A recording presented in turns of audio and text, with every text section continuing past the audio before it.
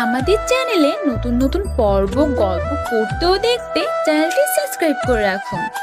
ফজরের আজান দিলে আমি জেলের ভিতর যে ছেলে থাকি সেখানে নামাজ আদায় করে নিলাম। আজ 92 দিন থেকে আমি নীলফামারী জেলে আছি। সকালে সূর্য যখন উঠবে জেলে ডিউটিরত হাবিলদার আমার সেলে আসলো। শামীম, কেমন আছো? স্যার আলহামদুলিল্লাহ, আপনি কেমন আছেন? আমিও ভালো আছি। শোনো, তোমার তো কাল মাগরিবের পর ফাঁসি হবে। তোমার কি কোনো শেষ ইচ্ছা আছে?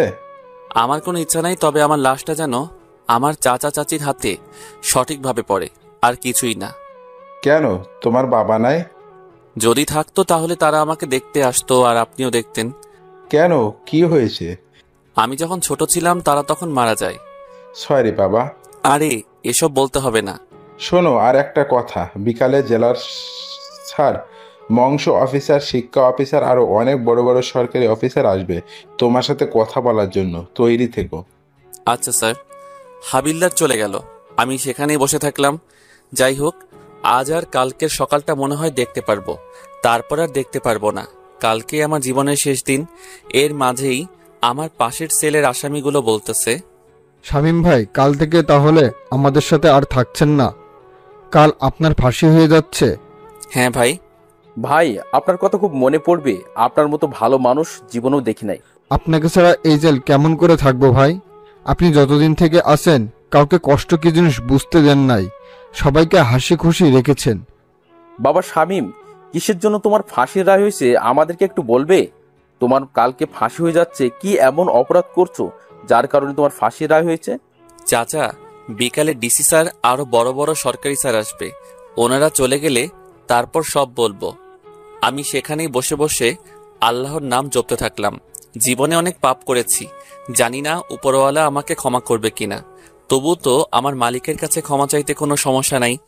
সকালে 2টা রুটি আর পানি ভরা ডাল দিল খেতে। আজ 92 দিন থেকে এখানে সকালে এসব খাবার খাচ্ছি। এসব খেতে আমার মোটেও কোনো কষ্ট হচ্ছে না। কষ্ট তো বেঈমানের জন্য হচ্ছে, যারা আমার সাথে বেঈমানি করেছে, যাদের কারণে আজ আমি জেলে আছি, যাদের কারণে আজ আমি ফাঁসির আসামি। আমার যে দোষ নাই তা কিন্তু না, আমিও অনেক বড় অপরাধ করেছি, তাই তো ফাঁসি হচ্ছে আমার। বিকালের দিকে ডিসি, মৎস্য অফিসার, শিক্ষা অফিসার, জজ সাহেব আরো বড় বড় সরকারি লোক আমার কাছে আসলো। সত্যি বলতে এই জেলে তেমন ফাঁসির আসামি খুঁজে পাওয়া যায় না। নীলফামারী জেলাতে যে অপরাধী নাই তা কিন্তু না, তবে আমি মনে হয় ফাঁসির আসামিদের মধ্যে এমন একজন যাকে দেখার জন্য আর কথা বলার জন্য এনারা এসেছে। আমার ইউনিয়ন বাদেও আশেপাশের আরও ইউনিয়ন খোঁজ করলে মনে হয় ফাঁসির আসামি পাওয়া যাবে না। যখন নাকি আমাকে ফাঁসির রায় দেয় তখন আমার চাচা চাচির বাড়িতে নাকি অনেক দূর দূরান্ত থেকে মানুষ দেখতে আসছিল, কারণ আশেপাশে তো কোনো ফাঁসির আসামি ছিল না। শামীম, তুমি তো আদালতে সব দোষ তোমার কাঁধে নিয়েছো, কিন্তু যতদিন থেকে তুমি জেলে আসো একদিনও তোমাকে দেখে অপরাধী মনে হয় নাই। আমরা আজ এখানে এতজন এসেছি কি কারণে জানো? তোমার ফাঁসির রায় হলো কেন তা জানতে। জজ সাহেব অবশ্যই আমাদের বলেছে, তবুও তোমার মুখ থেকে শুনতে চাই। স্যার সব বলবো, তবে একটা অনুরোধ আছে। কি বলো? এখানে যত আসামি আছে তারা সবাই জানতে চায় কেন আমার ফাঁসি রায় হলো এবং কেন আমি অপরাধ মাথা পেতে নিলাম। হাবিলদার, সব কয়েদে কি ডাকো। তারপর হাবিলদার সব কয়েদিকে জেলের মাঝমাঠে নিয়ে আসলো। আমার সামনে সব সরকারি লোক আর চারদিকে সব কয়েদি। তাহলে শুনুন সবাই। অতীত, আমি তখন খুব ছোট। আব্বা আর মা দুজন কাজ করে সংসার চালাতো। আব্বা অন্যের জমিতে কাজ করত, আর আমার মা, সেও অন্যের ক্ষেতের সব কাজ করত। সত্যি বলতে কি জানেন স্যার, আমাদের উত্তরবঙ্গের মধ্যে সবচেয়ে গরিব জেলা যদি থাকে তাহলে আমাদের নীলফামারী জেলা, তারপর লালমনিরহাট জেলা এবং কুড়িগ্রাম জেলা। 1996 থেকে 2005 সাল পর্যন্ত অভাব অনটন কি তা এই জেলার প্রত্যেকটা মানুষ হাড়ে হাড়ে টের পেয়েছে। স্যার, এই 3 জেলার মানুষ বড় গরিব ছিল। জানেন স্যার, আমি যখন খুব ছোট তখন দেখেছি পেটের ক্ষুধার জ্বালায় মানুষ কচু সিদ্ধ করে খেয়েছে। এমনি জানেন স্যার, কচুর যে বীজটা বপন করা হয় সেই বীজ থেকে তো কচু হয়, সেই বীজটাও মানুষ ক্ষেত থেকে নিয়ে এসে সিদ্ধ করে খেয়েছে। শুধু তাই নয় স্যার, এই এলাকার মানুষ ভাতের যে ফেনা গরুকে খাওয়াতো সেই ফেনাকে দিন পার করে দিত, যাকে রংপুরের ভাষায় বলে ভাতের মার। স্যার, আমার এখনো মনে আছে আব্বার যখন কাজ থাকতো না তখন না খেয়ে দিন পার করে দিতাম। এমনও সময় ছিল আমার মা যার খেতে কাজ করত তারা যতটুকু খেতে দিত তার অর্ধেক আমাকে খাওয়াতো। জানেন স্যার, আমাদের এই 3 জেলার মানুষ বাংলাদেশের অন্য জেলাগুলোতে গিয়ে কৃষিকাজ বা রিক্সা চালায়। যারা অন্য জেলার মানুষ আছেন দেখবেন এই 3 জেলার মানুষ কৃষিকাজ বা রিক্সা চালানোর জন্য বাইরে যায়। আমাকে আমার মা যখন প্রাইমারি স্কুলে ভর্তি করে দিবে তখন একটা নিয়ম ছিল, ডান হাত দিয়ে মাথার উপর দিয়ে বা কান ধরতে পারলে তাকে স্কুলে ভর্তি করে নিবে। আমার সাথে আমার বাড়ির পাশের আরো 3 জন ছিল, ওরা 2 জন ভর্তি হতে পারলেও আমি পারি নাই। সেই সময়ে আমাকে আমার মা শিশু শ্রেণী ব্র্যাকে ভর্তি করে দেয় মাত্র 1 বছরের জন্য। যখন আমি ক্লাস 1-এ তখন আমার বাবা মা অভাবের তাড়নায় মারা যায়। তাদের চিকিৎসা করার মতো টাকাও ছিল না। আমার মা গ্রামীণ ব্যাংক থেকে ঋণ নেয়, সেই ঋণের টাকা পরিশোধ করার আগেই তারা মারা যায়। ব্যাংক কর্তৃপক্ষ আমাদের বাড়ি ভিটা নিয়ে নেয়। আমার বাবা মা মারা যাওয়ার পর আমাকে আমার বড় জ্যাঠা আর জেঠি, যাদেরকে আমি বড় আব্বা আর বড় আম্মা বলে ডাকি, তারা আমাকে তাদের কাছে নিয়ে যায়। আমি তাদের সাথে তাদের বাড়িতে গিয়ে থাকা শুরু করি। আমার বড় আব্বা রংপুর শহরে রিক্সা চালাতো, তার 1 ছেলে আর 2 মেয়ে ছিল। তবুও তাদের অভাবের সংসারে আমাকে নিয়ে নেয়। তারা আমার খাওয়া থাকা পড়াশোনা সব করায়। আমি যখন 3য় শ্রেণীতে পড়ি তখন একটা মেয়ে আমার সাথে বন্ধুত্ব করে, তার নাম সানজিদা। দুজনের বন্ধুত্ব থেকে কখন যে আমরা দুজন দুজনকে ভালোবেসে ফেলি তা দুজনের কেউ জানি না। সানজিদারা ছিল অনেক বড়লোক, এক কথায় গ্রামের বড়লোক যাকে বলে। আমাদের দুজনের সম্পর্কটা ছিল একেবারে পবিত্র, আর দুজন দুজনের প্রতি বিশ্বাস আর শ্রদ্ধার। আমাকে বড় আব্বা খাওয়ার জন্য টাকা দিলে সেই টাকা দিয়ে আমি সানজিদার জন্য কোনো না কোনো কিছু নিয়ে যেতাম। আমরা তখন ক্লাস 5-এ পড়ি। তো সানজিদা আমাকে বলতেছে, এই শামিম, শোনো না, আজকে আর কোনো ক্লাস করতে যাব না। সামনে একটা মেলা বসেছে, সেখানে যাব। নাগরদোলা আছে, কত রঙের বেলুন, জিলাপি, আরো কত কি বের হইছে। তুই কি যেতে চাস? আমার খুব ইচ্ছা, কিন্তু আব্বু যেতে দিতে চায়নি বলেই তোকে বললাম। তাহলে চল যাওয়া যাক। আমি সানজিদাকে নিয়ে মেলায় চলে গেলাম। সত্যি তো অনেক কিছুই আছে এখানে, আর কত মানুষ এসেছে। নাগরদোলার দিকে সানজিদা তাকিয়ে আছে। কিরে, তুই নাগরদোলায় উঠতে চাস? হ্যাঁ, কিন্তু আমার কাছে তো কোনো টাকা নাই। আমার কাছে 5 দিনের জমানো 10 টাকা আছে। এখানে নাগরদোলায় উঠতে তো 2 টাকা লাগবে। যাও তাহলে, তুমিও ওঠো, আমি টাকা দিতেছি। সানজিদা গিয়ে নাগরদোলাতে উঠলো, আর আমি নাগরদোলার মালিককে টাকা দিলাম। এভাবে সে 2 বার নাগরদোলাতে উঠলো। সেখানে সানজিদা আমাকে চুরির দোকানে নিয়ে গেল, তাকে 5 টাকার চুরি কিনে দিলাম। তারপর 1 টাকা দিয়ে তাকে একটা বেলুন কিনে দিলাম। ওই, আমার না খুব ক্ষুধা লেগেছে, আমি কোনো কিছু খাবো। আমার কাছে যে আর কোনো টাকা নাই। আমি এখান থেকে কোনো খাওয়া পর্যন্ত যেতে পারবো না। কি করি এখন, আমার কাছে তো কোনো টাকা নাই। তাই জিলাপির দোকানে গিয়ে দোকানের মালিককে বললাম তার কোনো কাজের লোক লাগবে কিনা। দোকানদার বলল লাগবে। তখন তাকে বলল আমাকে কিছু জিলাপি আর সিঙ্গারা দিতে, তাহলে তার সব কাজ করে দিব। তখন দোকানদার জিলাপি আর সিঙ্গারা আমাকে দিল। আমি সানজিদাকে সেই দোকানে বসিয়ে সেগুলো খেতে দিলাম, আর আমি কাজে লেগে পড়লাম। সানজিদার খাওয়া শেষ হলে মালিককে বলে সানজিদাকে এগিয়ে দিলাম কিছু দূর। সেখান থেকে আবারও দোকানে চলে আসলাম। এসে আবারও কাজে লেগে গেলাম। যতক্ষণ মেলা ছিল ততক্ষণ পর্যন্ত কাজ করেছি। কাজ শেষ হলে আমাকে 10 টাকা আর কিছু বেঁচে যাওয়া জিলাপি দিল মালিকটা। প্রায় রাত হয়েছে, তখন বাড়িতে গেলাম। গিয়ে দেখি বড় আব্বা আর বড় আম্মা আমার জন্য অপেক্ষা করতেছে। আমাকে বাড়িতে যাওয়ায় তারা আমার কাছে এগিয়ে এলো। সব জায়গাতেই খোঁজ করলাম, তোকে পেলাম না। এলাকার ছেলেগুলোকেও জিজ্ঞাসা করলাম, কেউ কোনো কিছুই বলতে পারলো না। কোথায় ছিলি সারাদিন? ওই যে ওই পাড়ার বড় মাঠে মেলা বসেছে, সেখানে গিয়েছিলাম একটু। তোর হাতে এসব কি? বড় আম্মা জিলাপি। জিলাপি কেনার টাকা কোথায় পেলি তুই? তোর কাছে তো কোনো টাকাও নাই, তাহলে এসব কেমন করে পেলি? ওইখানে একটা জিলাপির দোকান ছিল, সেখানে নাকি কাজ করার কেউ ছিল না, তাই কাজ করে দিলাম। তার বিনিময়ে এই 10 টাকা আর এই জিলাপিগুলো দিছে। তোকে আমি কাজ করতে বলেছি নাকি? তোকে খাওয়াই না, টাকা দেই না, কাপড় দেই না? দেও তো। কিন্তু লোকটার কষ্ট সহ্য করতে না পেরে তো তার কাজ করে দিয়েছি। বাবা, আমার নিজের ছেলে মেয়ে তো পড়াশোনা করতেছে, তুই অন্তত পড়াশোনা কর। তোর বাপ মায়ের মতো কি মূর্খ থাকবি? তুইও সারা জীবন আমাদের মতো গরিব থাকবি? জীবনে বড় হতে হবে না? আর এমন করব না বড় আম্মা। যা টিউবওয়েলে গিয়ে গোসল করে আয়, একসাথে খাবো সবাই। আমি গিয়ে গোসল করে এসে সবার সাথে খেতে বসলাম। খাওয়া শেষ করে একটু পড়তে বসলাম। পড়া শেষ করে ঘুমিয়ে গেলাম। পরের দিন স্কুলে গিয়ে দেখি সানজিদা স্কুলে আসে নাই। তার একটা বান্ধবীকে দিয়ে চিঠি পাঠিয়েছে সে আসবে না জানিয়ে। স্যার ক্লাস করাতে আসলে প্রথমে এসেই কোনো না কিছু বলে আমাকে এলোপাতাড়ি মারতে থাকলো। মারা শেষ করে বলতেছে, তুই সঞ্জিদাকে নিয়ে কেন মেলায় গিয়েছিলি? স্যার এমন ভুল আর করবো না। জানিস কালকে সঞ্জিদার বাপ স্কুলে এসে সঞ্জিদাকে না পেয়ে আমাদেরকে কত কথা শুনিয়ে গেছে। তোকে কালকে পেলে তো মেরেই ফেলতো। আমি তো কোনো কিছু করি নাই স্যার। তুই কেন করিস না বলতেছি? সঞ্জিদার কাছ থেকে নাকি 100 টাকার নোট নিয়েছিস। আমি কোনো টাকা নেই নাই স্যার। আর আপনাকে কে বলেছে এসব কথা? সঞ্জিদা নিজেই বলেছে তুই নাকি জোর করে সঞ্জিদাকে মেলাতে নিয়ে গিয়ে নাগরদোলায় চুড়ি আর জিলেপি কিনে দেওয়ার নাম করে তার কাছ থেকে 100 টাকা নিয়েছিস। আমি আর কোনো কিছু বললাম না। আমার চুপ থাকা দেখে স্যার আমাকে আরো কয়েক ঘা বেত মারলো। তারপর পুরা ক্লাস আমাকে কান ধরে এক পায়ের উপর দাঁড় করে রেখেছে। আমার তখন অনেক কষ্ট হচ্ছিল, তবে এটা ভেবে শান্তি পাচ্ছি যে সানজিদা কোনো মার খায়নি। স্যারের ক্লাস শেষ হলে ম্যাডাম আসলো। তিনিও আমাকে অনেকগুলো কথা শোনালো। যাওয়ার সময় তো তিনি আমাকে চোর বলে গেল। তো এভাবে আমাদের দিন যেতে থাকে। কেউ যদি স্কুলে না আসি তাহলে কাউকে দিয়ে চিঠি পাঠিয়ে দেই, অথবা কোথাও দেখা করতে চাইলেও কাউকে দিয়ে চিঠি পাঠিয়ে দিয়ে সেই জায়গায় গিয়ে দেখা করতাম। আমরা যখন 5-এর ফাইনাল পরীক্ষা দিব সেই সময় সানজিদা আমাকে বলে তাকে নাকি একটা নতুন জামা কিনে দেওয়া লাগবে। দেখেন আমি তখনও ছোট, কোনো কাজ কাম জানি না। এদিকে সানজিদাও চেয়েছে তাকে নতুন একটা জামা দেওয়া লাগবে পরীক্ষা উপলক্ষে।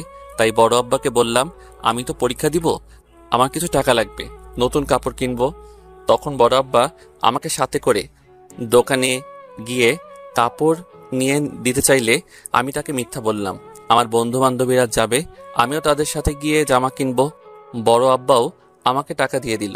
বড় আব্বার কাছ থেকে টাকা নিয়ে পরের দিন আমি সানজিদাকে নিয়ে কাপড়ের দোকানে গেলাম। সানজিদা ওর পছন্দ মতো একটা জামা নিল আর আমার কোনো কিছু নেওয়া হলো না। সেখান থেকে সানজিদাকে তার বাড়িতে পৌঁছে দিলাম। আমি বাড়ির আসার পর বড় আব্বা বলতেছে, কিরে শার্ট কই?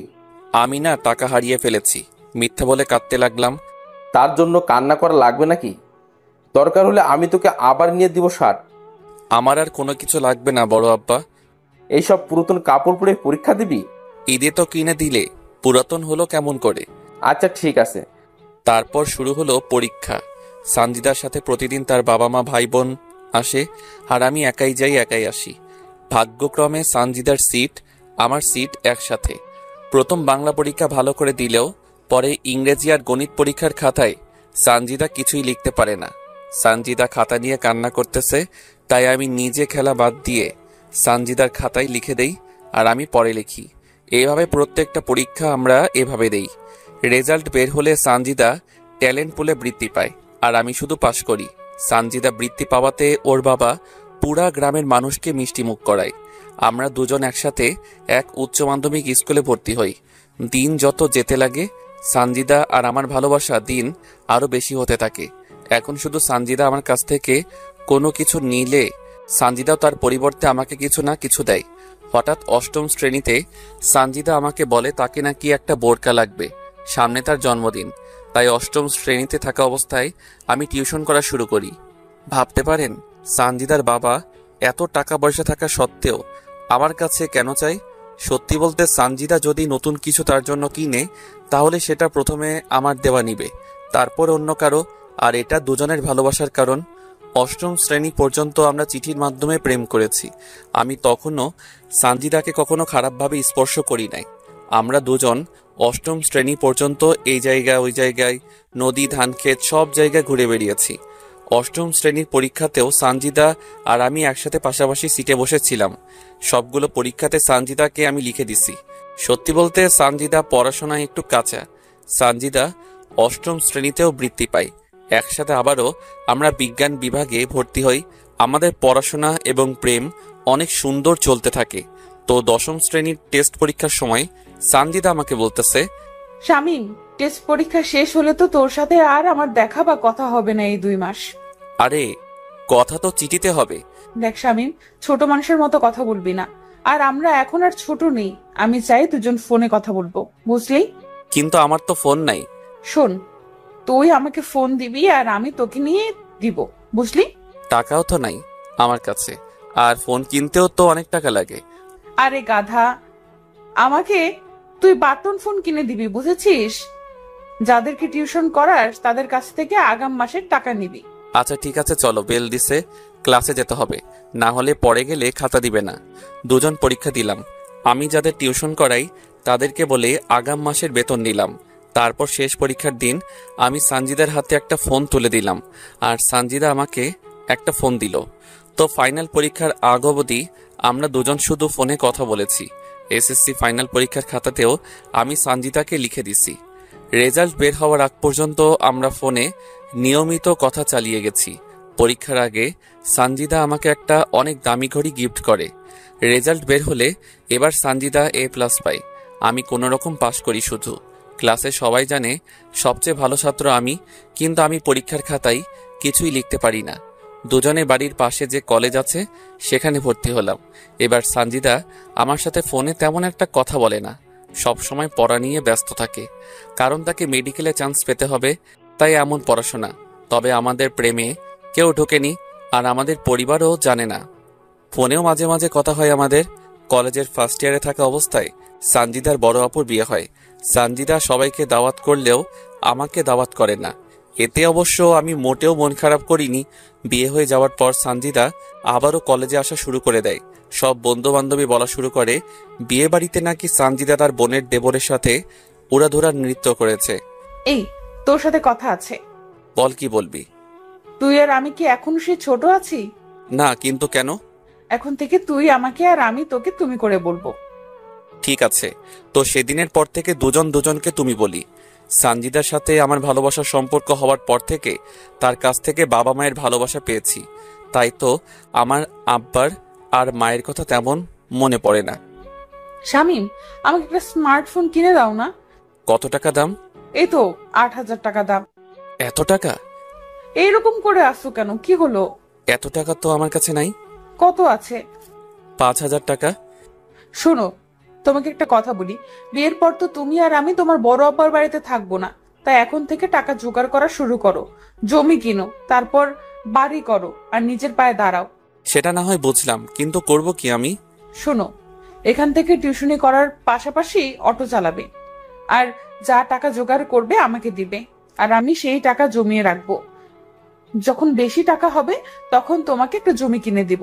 তারপর যখন ঘর তোলার টাকা হবে তখন তোমাকে ঘর তুলেও দেব। তারপর আমার বাবার কাছে বিয়ের প্রস্তাব নিয়ে যাবে। এত বুদ্ধি কই পাও তুমি? কাল থেকে আর কলেজে আসা লাগবে না, বাড়িতে শুধু পড়বে আর অটো চালাবে, বুঝলে? তারপর সানজিদার কথা মতো তাই শুরু করে দিলাম, কারণ সানজিদা কখনো আমার খারাপ চায়নি। সানজিদা আমার বিপদে সবসময় পাশে ছিল। হ্যাঁ, তার একটা সমস্যা আছে, সেটা বুঝতে পেরেছেন। ভালোবাসে বলেই তো আমার কাছে কোনো না কোনো কিছু চাই। আমি টিউশনি করার পাশাপাশি অটো চালানো শুরু করে দিলাম। আমার টাকা দিয়ে সানজিদা একটা স্মার্টফোন নিল। একদিন সানজিদা ফোন করে বলল আমার অটো নাকি লাগবে, সকালে ওদের বাড়ি যেতে বলল। আমি পরের দিন সকালে ওদের বাড়ির সামনে গেলাম। কিছুক্ষণ পর সানজিদা বোরকা পরে ওর আপুসহ বের হলো। তারপর ওদেরকে নামিয়ে দিয়ে চলে আসলাম। এই এক সপ্তাহে সানজিদা আমাকে একবারও ফোন দেয় নাই। এমনি কি আমি ফোন মেসেজ দিলেও সে ধরেনি। এমনকি আমি ফোন মেসেজ দিলেও সে ধরেনি। হয়তোবা নতুন জায়গায় নতুন মানুষ, তাদের সামনে কথা বলতে লজ্জা পাই, তাই হবে হয়তোবা। এক সপ্তাহ পর সানজিদা আবারও কলেজে আসা শুরু করে, আর আমার সাথেও তেমন একটা কথা বলে না। আমাকে দেখলে কেমন যেন এড়িয়ে চলে, আর ঠিকমতো কথাও বলতে চায় না। সানজিদা, তোমার কি কোনো কারণে কোনো সমস্যা হয়েছে? হ্যাঁ। কি সমস্যা বলো? বাড়িতে তোমার আর আমার বিষয়টা সবাই জেনে গেছে, তাই তোমার সাথে ঠিকমতো কথা বলি না, এড়িয়ে চলি। তাহলে এখন উপায়? তুমি আর কলেজে এসো না, আমাদের ফোনে কথা হবে, আর যা করতে বলেছি সেগুলো করবে, বুঝলে? ঠিক আছে। তারপর থেকে আমি একেবারে কলেজ যাওয়া বন্ধ করলাম, শুধু পরীক্ষার সময় কলেজে যাই। এখন সানজিদাকে ফোন করলে তার ফোন ব্যস্ত বলে, আমাকে ঠিকমতো ফোন দেয় না, কথা বলে না। তার ফোনে কল দিলে সবসময় ব্যস্ত বলে, আমি মেসেজ করলে উত্তর দেয় না। তো একদিন দুপুরে আমি অটো নিয়ে কলেজে গেলাম, গিয়ে দেখি সানজিদা ফোনে হেসে হেসে কার সাথে যেন কথা বলতেছে। আমাকে দেখেই ফোনটা কেটে দিল। কি ব্যাপার, আমার ফোন ধরো না, মেসেজ করলে উত্তর দাও না? আসলে বাড়িতে আমাকে ফোন চালাতে দেয় না। কই, আমি ফোন দিলে তো ব্যস্ত বলে। তোমার নাম্বার তো আমি ব্লক লিস্টে রেখে দিয়েছি, যাতে কেউ জানতে না পারে। আর তুমি এখন এখান থেকে যাও, রাতে তোমাকে ফোন দিব, কেউ আমাদের একসাথে দেখলে সমস্যা হবে। আমি সানজিদাকে বিশ্বাস করি, আর সে কখনো আমাকে মিথ্যা কথা বলবে না। তারপর থেকে আবারও নিয়মিত আমাদের কথা হতে থাকলো, তবে বেশি না, 10 থেকে 15 মিনিট। সত্যি বলতে দুদিন থেকে খুব ডিপ্রেশনে আছি। যদি বেঁচে থাকি আর মন মানসিকতা ভালো থাকে, তাহলে ইনশাল্লাহ কালকেও পর্ব দিব। তারপর আমাদের এইচএসসি ফাইনাল পরীক্ষা হতে থাকলো। এবার সে আগের ঘটনা ঘটলো। আমি লিখে দিলাম সানজিদাকে। পরীক্ষার পর সানজিদা তার বোনের বাড়িতে বেড়াতে যায়। যাওয়ার আগে আমাকে শুধু বলে যে কয়দিন তার বোনের বাড়িতে থাকবে, আমার সাথে সে কথা বলতে পারবে না। আমিও তার কথা মেনে নিলাম, কারণ যদি কোনো কারণে তার সমস্যা হয়। আমি পরীক্ষার রেজাল্ট বের না হওয়া পর্যন্ত আমি সানজিদার সাথে কথা বলতে পারি নাই। তবে মানুষের মুখে শুনেছিলাম সানজিদা তার বোনের বাড়ি থেকে অনেক আগে এসেছে, কিন্তু সে আমার সাথে কোনো যোগাযোগ করে নাই। রেজাল্ট বের হলো, সানজিদা এবারও A+ পেল। তারপর সানজিদার বাবা কিছু টাকা ব্যয় করে সানজিদাকে রংপুর মেডিকেল কলেজে ভর্তি করিয়ে দিল। তারপর থেকে সানজিদা রংপুরে থাকা শুরু করে দেয়। তবে সানজিদা রংপুর যাওয়ার পরও আমার সাথে তার প্রতিদিন যোগাযোগ হতে থাকে। তো একদিন সানজিদাকে আমি ফোন দেই, সানজিদা, আমার এখনো পর্যন্ত মোট কত টাকা তোমার কাছে আছে? শামিম, সত্য বলতে কি, আমি তোমার সব টাকা নষ্ট করে ফেলেছি। এত টাকা দিয়ে তুমি কি করলে? আসলে আপুর দেবরের সেদিন জন্মদিন ছিল, আর সে আমার কাছে দাবি করে তার জন্মদিনের পার্টি যেন আমি দেই। আর বাবার কাছে টাকা চাইছিলাম, তখন বাবার হাতে কোনো টাকা ছিল না, তাই। আরে এই পাগলি, কান্না করতেছো কেন? তুমি তো আর অন্য কারো টাকা নষ্ট করো নাই। তবুও তোমার কষ্ট করা টাকা। আরে বাদ দাও তো এসব কথা। এখন বলো, তোমার পড়াশোনা কেমন চলছে? অনেক ভালো চলছে। তাহলে মন দিয়ে পড়ো। বাড়ি কবে আসবে তুমি? পরের সপ্তাহে যাব। এভাবে প্রতিদিন সানজিদার সাথে আমার কথা হতে থাকে। আমি আসলে এইচএসসি পাস করতে পারি নাই। একটা পরীক্ষায় সানজিদাকে লিখতে দিতে গিয়ে নিজের খাতায় কিছুই লিখতে পারি নাই। আমি অটো চালিয়ে যা টাকা পাই তা সানজিদার হাতে তুলে দেই, আর টিউশন করে যা পাই তা বড় আম্মার হাতে তুলে দেই। এখনো পর্যন্ত বড় আম্মার কাছে আমার দেওয়া 20,000 টাকা আছে। আর আমি সানজিদাকে এই 2 বছরে প্রায় 1.5 লক্ষ টাকা দিয়েছি। 1 সপ্তাহ পর সানজিদা গ্রামে চলে আসলো। এসেই সানজিদা সেই দিঘির পাড়ে আমাকে দেখা করতে বলল। আমি গিয়ে দেখি সানজিদা আগে থেকেই সেখানে বসে আছে। আমি যাওয়া মাত্র সানজিদা তার ওড়না দিয়ে আমার কপালের ঘাম মুছে দিতে লাগলো। আরে কি করছো তুমি? তোমার ওড়না তো আমার ঘামে নষ্ট হবে। হলে হোক, তোমার চেয়ে আমার ওড়না দামি না। আগের চেয়ে অনেক সুন্দর হয়ে গেছো। ইস, এভাবে কেউ বলে? আমার বুঝি লজ্জা করে না? ঠিক বিয়ের পর এমন করে লজ্জা মাখা মুখ নিয়ে থাকবে সব সময়? কেন কেন? তোমাকে না এই লজ্জা পাওয়া ভাবখানা অনেক সুন্দর দেখায়। বিয়ের পরও কি এরকম ভালোবাসবে তুমি? সেটা না হয় বিয়ের পর বলিও আমাকে। জানো শামিম, এখন না প্রতি মুহূর্ত তোমাকে অনেক মিস করি আমি। তোমাকে ছাড়া ওই শহরে আমাকে একা থাকতে মোটেও ভালো লাগে না। আরে পাগলি, তোমাকে বড় ডাক্তার হতে হবে যে। জানো শামিম, মাঝে মাঝে ইচ্ছা হয় তোমার বুকে মাথা রেখে ঘুমাই। আল্লাহ যদি চায় একদিন সেই ইচ্ছা তিনি পূরণ করে দিবেন। বিয়ের পর তোমাকে আর কোনো কষ্ট করতে হবে না। এমনিতেই সেই ছোট থেকে অভাব অনটনের মাঝে বড় হয়েছো, কত কষ্ট করে পড়াশোনা করেছো। বিয়ের পর আমি ডাক্তারি করব, আর তুমি আমাদের সন্তানগুলোকে সামলাবে। এতে লজ্জা পাওয়ার কি আছে? তুমি কি জানো না, মেয়েদের একটু বেশি লজ্জা, আর লজ্জা নারীর ভূষণ, বুঝলে পাখি? জি বুঝেছি। টাকার কথা সেদিন কেন বলেছিলে? একজন রাস্তার সাইডে জমি বিক্রি করতে চাইছে, তাই বলেছিলাম। ইস, আমার কারণে তোমার জমি কিনা হলো না। আরে দূর, বাদ তো, টাকা গেছে তাতে কি, আবারও আসবে ইনশাল্লাহ। সত্যিই তুমি অনেক ভালো। এই ভালোটা তোমার ভালোবাসা পাওয়ার জন্য। সেখানে দুজন আরো অনেক কথা বলেছি। তারপর বিকালে বাড়িতে চলে গেছি। সানজিদা যে কয়দিন গ্রামে ছিল প্রতিদিন আমার সাথে দেখা করতো, কথা বলতো। তার বাড়ি থেকে আমার জন্য খাবার নিয়ে আসতো। সানজিদা আবারও শহরে চলে গেল। তবে একটা জিনিস মানতে হবে, সানজিদা আমাকে অনেক ভালোবাসে। সানজিদা রংপুর চলে যাওয়ার পরও আমি অটো চালাতে লাগলাম। এর মধ্যে আমার বড় আব্বার বড় মেয়ের বিয়ে হয়ে যায়। আমি সে সময় নানা রকম ভাবে ব্যস্ত থাকি, তাই সানজিদার সাথে আমার কোনো কথা হয় না। সানজিদা দেখতে দেখতে প্রথম বর্ষে ভালো রেজাল্ট করে দ্বিতীয় বর্ষে ওঠে। এর মাঝে সানজিদা অনেকটা বদলে যায়। এখন আমার সাথে সানজিদা তেমন কথা বলে না। আমি ফোন দিলে বলে সে নাকি তার পড়াশোনা নিয়ে ব্যস্ত। সানজিদা মাঝে মাঝে ফোন দিয়ে বলে আমার যে টাকা তার কাছে জমানো আছে সে টাকাগুলো সে নাকি তার টিউশনে ব্যয় করতেছে। আমিও আর তাকে কোনো কিছু বলি না, কারণ যেহেতু সে মেডিকেলে পড়তেছে আবার আমি রোজগার করতেছি, সেহেতু কোনো সমস্যা হবে না। তো একদিন আমি এক দোকানদারের মাল নিয়ে আসার জন্য অটো নিয়ে রংপুরে যাই। হঠাৎ লক্ষ্য করি সানজিদার মতো একটা মেয়ে বোরকা পরে একটা ছেলের সাথে দাঁড়িয়ে আছে। ছেলেটা আমার অটো দাঁড় করালো, তারপর দুজনেই আমার অটোতে উঠে বসলো। আমি বারবার লুকিং গ্লাসে মেয়েটাকে দেখতে থাকলাম। মেয়েটা দেখতে সানজিদার মতো, কিন্তু মুখ ঢেকে রাখার কারণে বুঝতে পারতেছি না। কিন্তু আমি তো জানি এই সময় সানজিদা তার ক্লাসে আছে। না না, এটা সানজিদা হতে পারে না। আমার সানজিদা আমাকে ছাড়া অন্য কারোর সাথে থাকতে পারে না। আমি ওদেরকে একটা আবাসিক হোটেলে নামিয়ে দিয়ে মাল নিতে গেলাম। তবে এই বিষয়টা মাথা থেকে ঝেড়ে ফেলতে পারতেছি না। কিন্তু মেয়েটার চোখ বলতেছিল মেয়েটা ভয় আছে। না না, ওটা কখনো সানজিদা হতে পারে না। আচ্ছা, আমি এখন সানজিদাকে ফোন দেই, যাওয়ার সময় না হয় দেখা করব, তাহলে মনটা হালকা হবে। মাল কিনে আমি যখন বাড়ির দিকে রওনা হব তখন সানজিদাকে ফোন দিলাম, কিন্তু সানজিদা আমার ফোনটা রিসিভ করলো না। তাই আরো কয়েকবার দিলাম, তবু সানজিদা ফোন রিসিভ করলো না। মনটা খারাপ হয়ে গেল। আমি মেডিকেল মোড় পার হয়ে যখন সিও বাজার ঢুকেছি, সেই সময় সানজিদা আমার ফোনে কল দিল। কোথায় আছো তুমি? আমি ক্লাসে ছিলাম এতক্ষণ, তাই তোমার ফোন রিসিভ করতে পারি নাই। তোমার সাথে দেখা করার খুব ইচ্ছা ছিল, তাই ফোন দিয়েছিলাম। আমি বাড়ি যাব পরের মাসে, বুঝলে? আসলে আজ রংপুর এসেছিলাম মাল নিতে, তাই ভেবেছিলাম তোমার সাথে দেখা করি, কিন্তু হলো না। আচ্ছা, রাখি। কিন্তু সানজিদা ফোন কাটলো না। আমি ফোন কানে দিয়ে আসি, এর মধ্যে একটা ছেলের গলার আওয়াজ ভেসে আসলো। তো ছেলেটা বলতেছে, কি হলো বেবি, এতক্ষণ বাথরুমে কি করো? এই তো বাবু, আর একটু আসতেছি। তোমাকে তো আদর করতেই পারলাম না। আমি তো তোমার সাথে আজ রাত দিন থাকবো, দেখবো কত আদর করতে পারো তুমি। আদর আর দেখলে কি, আরো কত কি করব তোমার সাথে।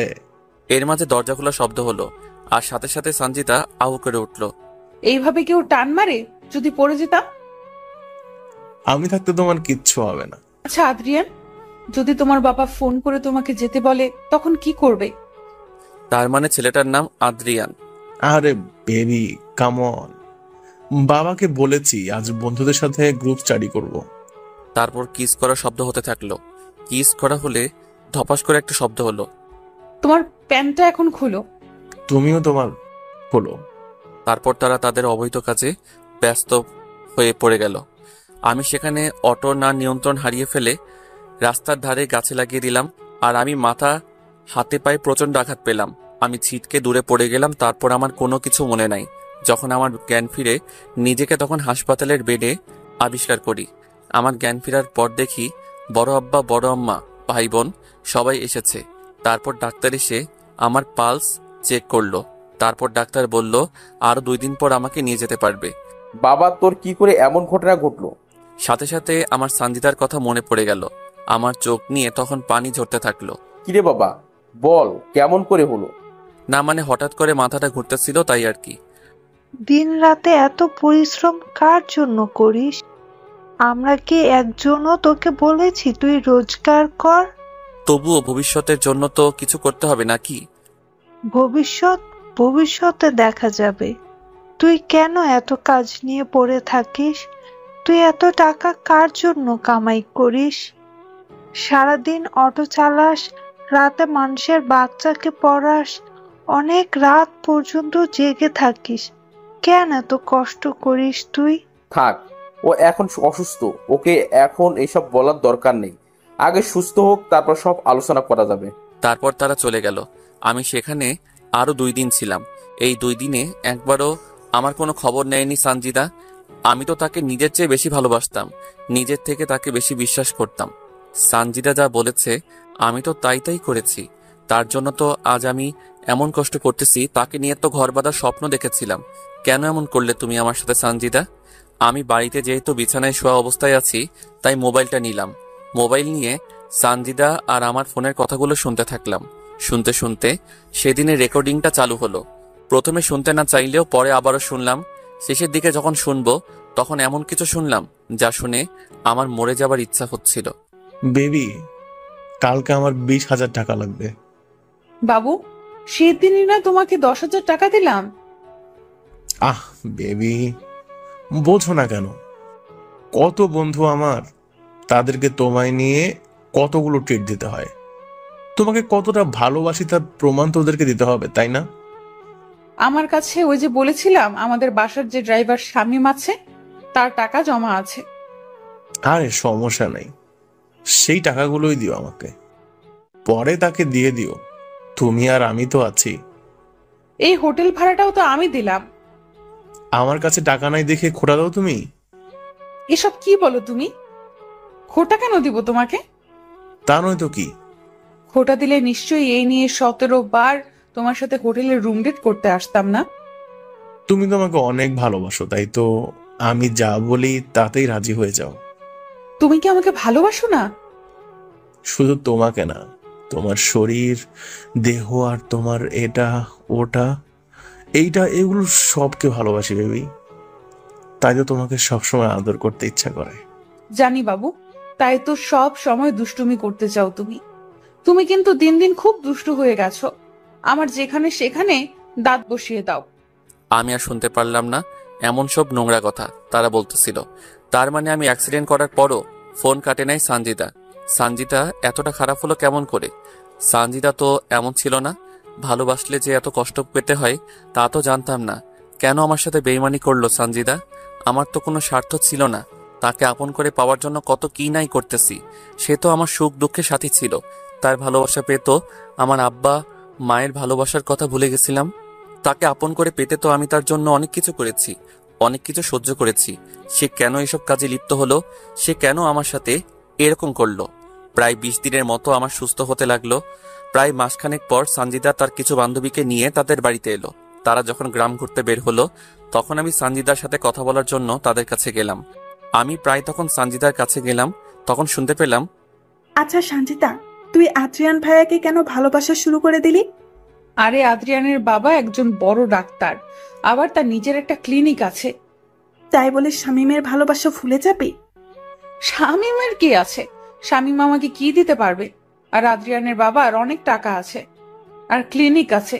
আর আমার আদ্রিয়ানকে চাই, তাহলে সারা জীবন পায়ের উপর পা তুলে খেতে পারবো, আর ডাক্তারও হব। আমার জানা মতে আদ্রিয়ান ভাইয়া তোকে ভালোবাসে না, আর আদ্রিয়ান ছেলে হিসাবেও ভালো না। আদ্রিয়ানকে তোদের চেয়ে আমি ভালো করে চিনি। আর আদ্রিয়ানকে দেখেছিস? সে কত হ্যান্ডসাম, কত স্মার্ট। আর শামীমের কি আছে? না চেহারা আছে, না আছে বাড়ি, না আছে গাড়ি, না আছে টাকা। শামীমের কোনো না থাকলেও তার টাকা দিয়ে চলতেছিস তুই। আর আদ্রিয়ান, একদিন দেখবি আদ্রিয়ান তোকে ছুঁড়ে ফেলে দেবে, তোর সব শেষ করে দিবে, রাস্তায় নেমে দেবে। একটা কথা বলতো, এই পর্যন্ত কি আদ্রিয়ান তোর জন্য কোনো টাকা ব্যয় করেছে? না। তোর যেদিন টাকা শেষ হবে তোকেও ছেড়ে দে, আর একজনকে সে ধরবে। চুপ কর তো, বেশি বলিস তুই। শোন, আমাকে আর এসব বলবি না। তাহলে শামীম? শামীমকে চিনি না, আর তাকে ভালোবাসা যায় না, কাজের ছেলে বানানো যায়। আমি সানজিদার এমন কথা শুনে তার কাছে আর গেলাম না। সেখান থেকে বাড়ি চলে আসলাম। কিন্তু সানজিদার কথা ভুলতে পারলাম না। তাকে তো অনেক ভালোবাসি, তাকে তো অনেক বিশ্বাস করতাম। আমাকে যদি ভালো নাই বা বাসতে তাহলে তো আমাকে আগে বলতে পারতো, সানজিদা আজ টাকা গাড়ি বাড়ি নাই দেখে আমাকে নিয়ে তুমি খেললে। আজ আমাকে তোমার বাড়ির কাজের লোক বলতে পারলে। আজ আমাকে ছেড়ে আর একজনের বুকে মাথা রেখে রাত কাটাও। আমি তোমাকে তো কোনোদিনও তোমার অনুমতি ছাড়া তোমার হাতটাও ধরি নাই। আর তুমি কিনা আজ অন্যের কাছে নিজেকে বিলিয়ে দিলে। আজ আমার সমস্ত কষ্টের টাকা তুমি আনন্দ ফুর্তি করে শেষ করে দিলে। একবারও কি আমার কথা মনে পড়ে নাই? একবারও কি আমার কষ্টটা তোমার চোখে ভেসে উঠলো না? কি করে পারলে আমার জীবন নিয়ে খেলা করতে? কি করে পারলে আমার পবিত্র ভালোবাসা এভাবে শেষ করে দিতে? আমি আবারও অটো চালানো শুরু করে দিলাম। এখন আর আমি সানজিদাকে ফোন করি না, তার কাছে টাকা জমা রাখি না।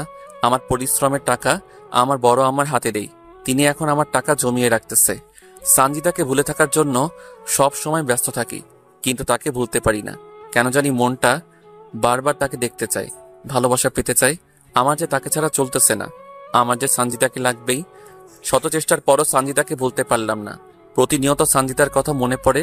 সত্যি বলতে সেই স্কুল জীবন থেকে কলেজ জীবন পর্যন্ত তার সাথে ছিলাম, তার কাছ থেকে ভালোবাসা শিখেছি। এই সানজিদার সাথে সব জায়গাতে ঘুরে বেরিয়েছি। সানজিদা যখন তার ওড়না দিয়ে আমার শরীরের ঘাম মুছে দিত তখন পৃথিবীর সৃষ্ট সুখী মনে হয়েছিল নিজেকে। যখন নিজ হাতে খাইয়ে দিত মনে হতো যেন আমাকে অমৃত খাইয়ে দিতেছে। আমার বিপদে সবসময় তো পাশে ছিল, আমার কষ্ট তো সহ্য করতে পারতো না। না, আমার সানজিদা আমার সাথে কোনো অন্যায় করতে পারে না। আর যদি সে সত্যি সত্যি অন্যায় কাজ করেও থাকে, তবুও সব ভুলে গিয়ে তার সাথে নতুন করে সব শুরু করব। আমাকে এই দুনিয়াতে তো সানজিদা অনেক ভালোবাসে। আমার মন বলতেছে সানজিদা ঠিক আমার কাছে ফিরে আসবে। মানুষ তো জীবনে অনেক অন্যায় করে, অনেক ভুল করে, না হয় সানজিদাও করেছে। এইভাবে অনেক দিন চলে যায়, যা গণনার বাইরে। তবুও সানজিদা বাড়িতে আর আসে না। আর আমি সানজিদাকে ফোন দিলেও সানজিদা ফোন ধরে না। আমি তবুও আশা ছেড়ে দেই না, আমার শুধু তাকে লাগবে। সানজিদার সাথে আমার আর কোনো দেখা কথা বলা হয় না প্রায় 6 মাস। আমি তার আশাতে প্রতিনিয়ত থাকি। মন বলে সে আসবে, পরক্ষণে মন আবার বলে সে তো এখন অন্য কারো, তাহলে আমার কাছে আসবে কেন? মনে ভাবনা ছিল প্রেম মহান, কিন্তু সানজিদা শিখিয়ে দিল টাকা প্রধান। হয়তো আজ আমার কোনো কিছু নাই, আমি এতিম, তাই হয়তো সে আমার থেকে চলে গিয়ে অন্য কারো হাত ধরেছে। মনে ভাবনা ছিল একই বৃন্তে হব 2টি ফুল, কিন্তু সে আজ অন্য কারো। শত চেষ্টা করেও সানজিদাকে আমি ভুলতে পারি নাই। প্রতিদিন তার চিন্তা, তার কথা মাথায় ঘুরপাক খায়। চাইলেও কি তাকে ভুলে থাকা যায়? তাকে তো আমি অনেক বেশি ভালোবাসি। হয়তো সে অন্য কারো বুকে তার ভালোবাসা খুঁজে। তো প্রায় 8 মাস যাওয়ার পর হঠাৎ একদিন সানজিদা আমাকে ফোন দিল। আমি তো ফোনে সানজিদার নাম দেখে অবাক। আমি ভাবতে পারিনি সানজিদা আমাকে ফোন দিবে। আমি তড়িঘড়ি করে ফোন রিসিভ করলাম। ফোন রিসিভ করা মাত্র সানজিদা কান্না করতেছে। কেমন আছো তুমি? এইভাবে কান্না করতেছো কেন? আমার সব শেষ হয়ে গেছে শামীম। আজ আমি বড্ড একা হয়ে গেছি। আজ নিজেকে খুব একা লাগছে। আজ আমার পাশে কেউ নাই।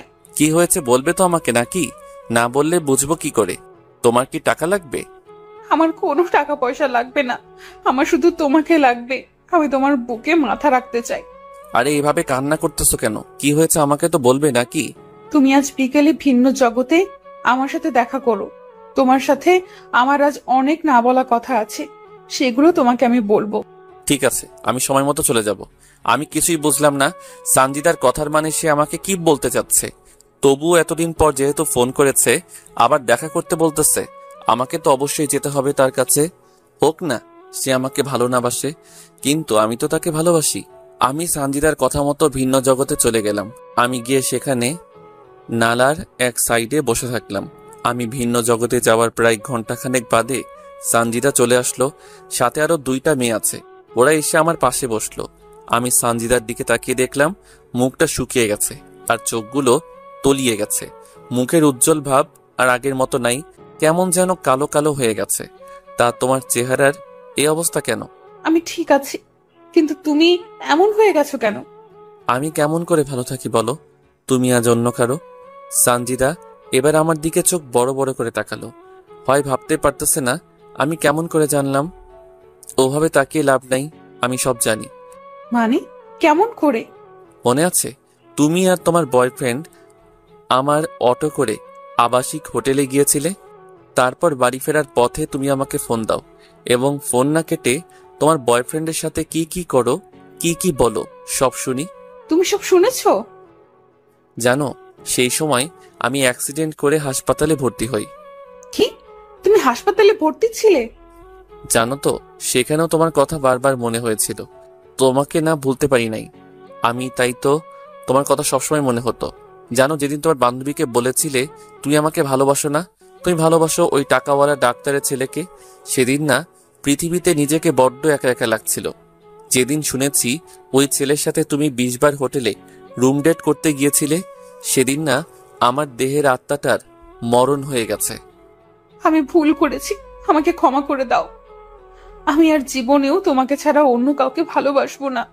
তুমি যা বলবে তাই শুনবো। আমার কথা বা কবে শুনেছো তুমি? আমি না তোমার দেহটাকে ভালোবাসি নাই, তোমার বুকের ভিতর যে সুন্দর মনটা ছিল সেটাকে ভালোবেসেছিলাম। তুমি কেমন করে আমাকে ঠকিয়ে অন্য কারো বিছানায় সঙ্গী হও? একবারও কি এই এতিম অসহায় ছেলেটার কথা মনে পড়ে নাই? তোমার ভালোবাসা পেয়ে তো আমার নিজের মরা বাবা মাকে ভুলে গিয়েছিলাম।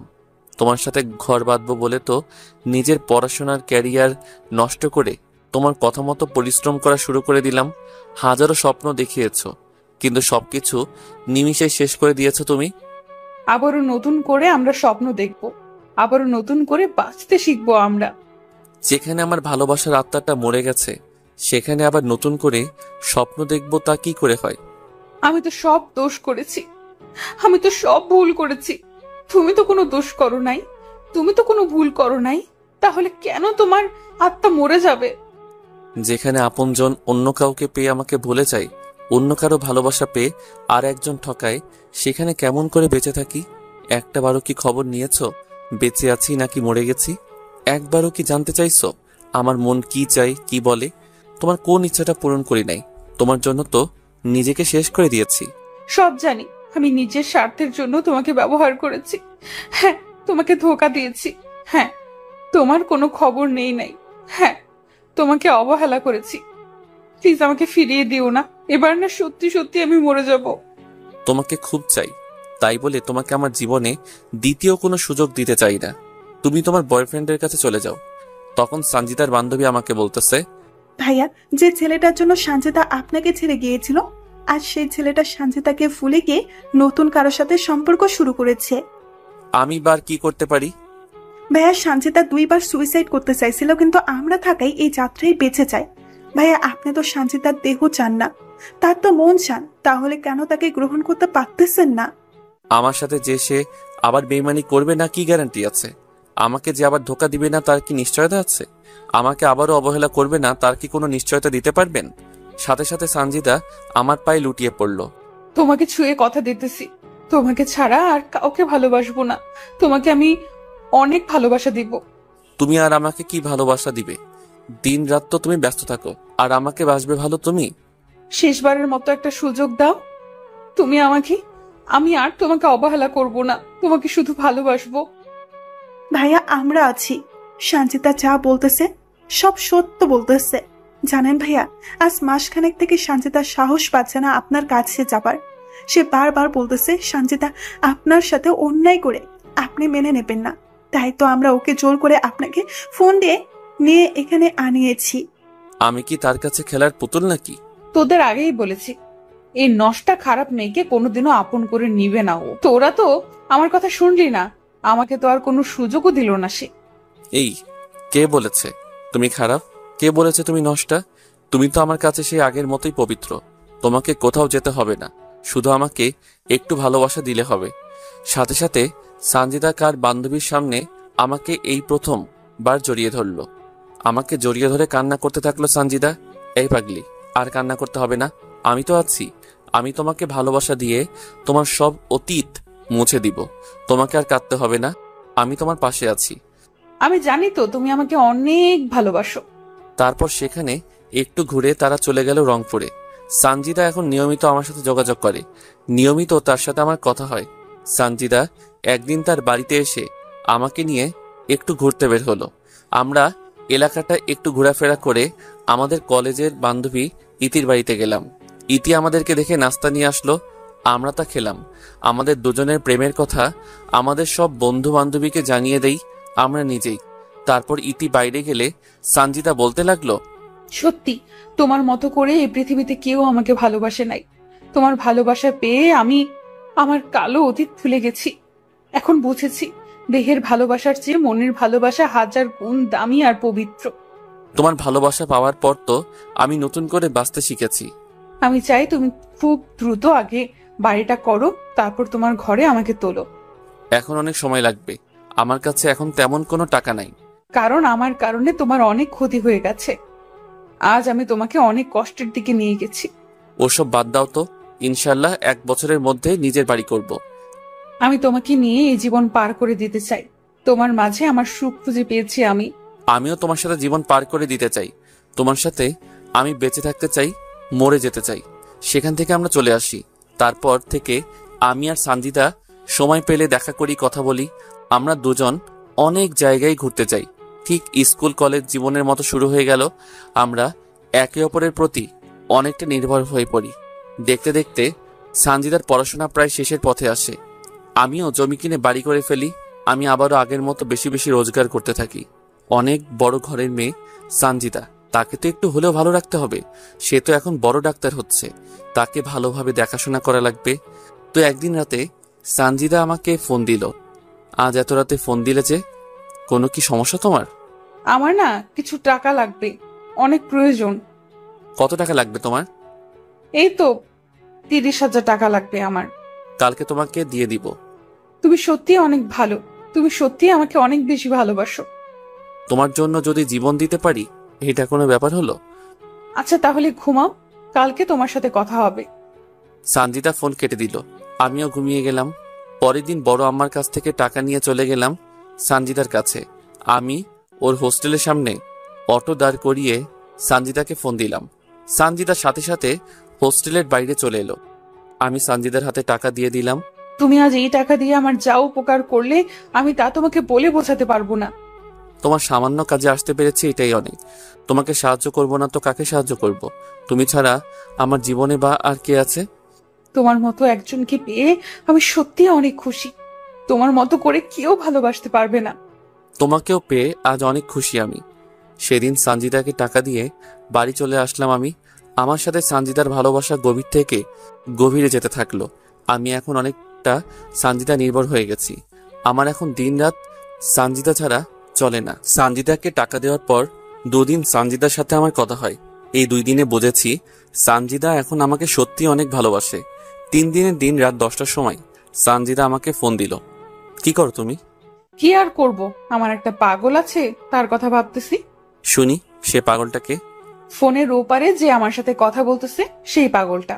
পাগল তো তোমারই আমি, তাই না? নতুন করে কি বলা লাগে? আচ্ছা, রাতে খেয়েছো তুমি? মাত্র খেয়ে আমার পাগলটাকে ফোন দিলাম।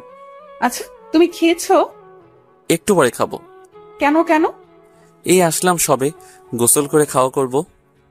এখন এত কষ্ট করতেছো কেন তুমি? তোমার এখন নিজের বাড়ি আছে, আর কি চিন্তা করা লাগে?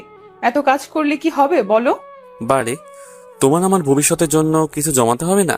আর তাছাড়া তোমার তো এমনিতেই মাঝে মাঝে টাকা লাগে, তখন কি করে দিব? আর বেশি দিন তোমাকে জ্বালাবো না, আর তোমাকে কষ্ট দিব না। আর মাত্র কয়েকটা মাস চলে গেলে আমি পুরো দমে একজন ডাক্তার হব। তখন আর তোমার কাছ থেকে টাকা নিব না, তোমাকে কোনো কাজও করতে দিব না। কাজ না করলে কি করব আমি? তুমি শুধু আমাকে ভালোবাসবে আর আমার সাথে থাকবে, বুঝলে? আমি একাই কি ভালোবেসে যাব? তুমি আমাকে ভালোবাসবে না? তোমার কি এই বিষয়ে কোনো সন্দেহ আছে? নিজের থেকেও বেশি বিশ্বাস করি তোমাকে, আর সন্দেহ করব তোমাকে আমি? আমি জানি আমার পাগলটা আমাকে অনেক ভালোবাসবে আর বিশ্বাস করবে। তুমিও তো আমার থেকে আমাকে কম ভালোবাসো না। সঞ্জিতার সাথে আরো নানা রকম বিষয় নিয়ে আমার কথা হলো। শেষে সঞ্জিতা আমাকে বলল, এই শোনো, কালকে আমাদের ব্যাচের ছেলেমেয়েরা কক্সবাজার যাব। কেন যাবে হঠাৎ? মেডিকেলের কিছু প্র্যাকটিক্যাল আছে, সেই বিষয়ের জন্য। আরে বাবা, পড়াশোনার জন্য যাবে, আমাকে কি সেটা বলা লাগে? না মানে কি বলো? টাকা লাগবে?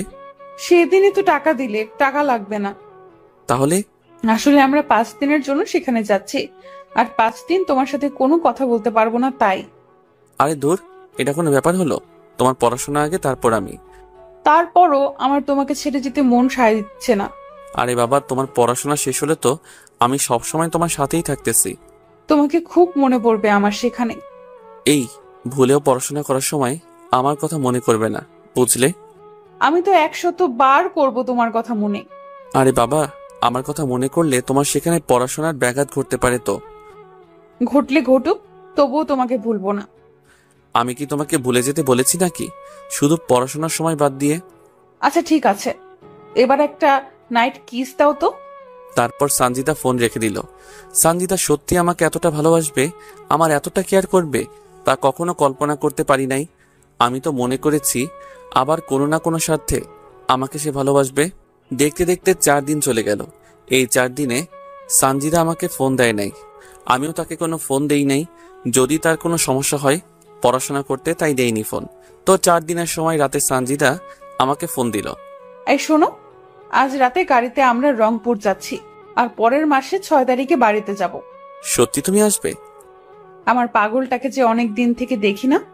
সত্যি বলতে তোমাকেও দেখার জন্য ভিতরটা কেমন যেন ছটফট ছটফট করতেছে। এইটাকেই বলে ভালোবাসা, বুঝলে? কেমন করে? তুমি যদি আমাকে ভালো না বাসতে, তাহলে আমাকে দেখার জন্য এত উতলা হতে না। আমাকে তুমি ভালোবাসো বলেই তো এমন করো, বুঝলে পাগল আমার? এবার বুঝেছি। আই ফোন রাখি, স্যার এসেছে। রংপুর পৌঁছে কথা হবে তোমার সাথে। আচ্ছা ঠিক আছে, আর হ্যাঁ, সাবধানে আসবে কিন্তু। সঞ্জিতা ফোন রেখে দিল। আজ 4 দিন পর সঞ্জিতার সাথে কথা বলতে পেরে কলিজায় পানি আসলো। আসলে সানজিদার সাথে কথা বলতে না পেরে খুব অস্বস্তি লাগছিল আমার। পরের দিন সানজিদা আবারও রংপুর আসলে আগের মতো আমাদের দুজনের কথা হতে থাকলো। সানজিদার ছুটি হলে সে বাড়িতে চলে আসলো। এসে আমার সাথে সে খুব ক্লোজভাবে চলাফেরা করা শুরু করলো। সানজিদা আমার সাথে এতটাই ক্লোজ হয়ে চলতেছে, নিজেকে কন্ট্রোল করে রাখাটা অনেক দায়। তো এভাবে প্রায় সপ্তাহ আমরা একসাথে চলাফেরা করেছি, অনেক জায়গায় ঘুরেছি। বিশেষ করে ছোটবেলায় যে জায়গাগুলোতে আমরা বেশি যেতাম সেই জায়গাগুলো সানজিদা আমার এত কেয়ার করে যে মনে হয় সে আমার বিয়ে করা বউ। আমি সামান্য আঘাত পেলে অস্থির হয়ে যায় সানজিদা ওর ওড়না দিয়ে বারংবার আমার শরীরের ঘাম মুছে দেয়। কোথাও খেতে গেলে আমাকে নিজ হাতে খাইয়ে দেয়। একটা আইসক্রিম দুজনে খাই, কোনো কোক বা ঠান্ডা নিলে সেটাও দুজনে একসাথে খাই স্ট্র দিয়ে। আমাকে নিয়ে ভবিষ্যতে কিভাবে সংসার করবে সব বলতেছে। আমাকে এমনভাবে সে ভালোবাসা শুরু করে দিয়েছে, আমি যদি ওকে ছেড়ে দেই তাহলে সে মরে যাবে এমন অবস্থা। আমাকে সবসময় তার দুহাত দিয়ে আমার হাত জড়িয়ে ধরে থাকে। তবে সানজিদা শহরে গিয়ে একটু ওয়েস্টার্ন ড্রেস পরা শুরু করে দিয়েছে। সে গ্রামেও এসব পোশাক পরে, তবে তার বাড়িতে থাকলে। এই, কালকে তো চলে যাচ্ছি আমি। কালকে চলে যাবা? আর কয়টা দিন থাকো না? আমিও তো চাই সব সময় তোমার সাথে সাথে থাকতে, কিন্তু পড়াশোনার কারণে পারি না তো। তাহলে আজকেই যাব। তুমি? যাবো, তবে তবে কি সানজিদা? তোমার কাছে একটা জিনিস চাইবো, দিবে আমাকে? কি জিনিস চাই তোমার? আজকে রাতটা তোমার কাছে চাই আমি। সানজিদা কি বলতেছো এসব তুমি? দেখো সানজিদা, বিয়ের আগে এসব করা হারাম, পাপ। আমি তোমাকে ভালোবাসি, তোমার শরীরকে নয়। আমি জানি এসব পাপ, কিন্তু তোমাকে কাছে পেতে চাই আমি। তোমাকে ছাড়া যে আমার চলে না, তোমাকে যে প্রতি মুহূর্তে মিস করি আমি। এতদিন বাইরে থাকি, তোমাকে ছাড়া থাকতে কষ্ট হয় আমার। তোমার স্পর্শ চাই আমি শামীম।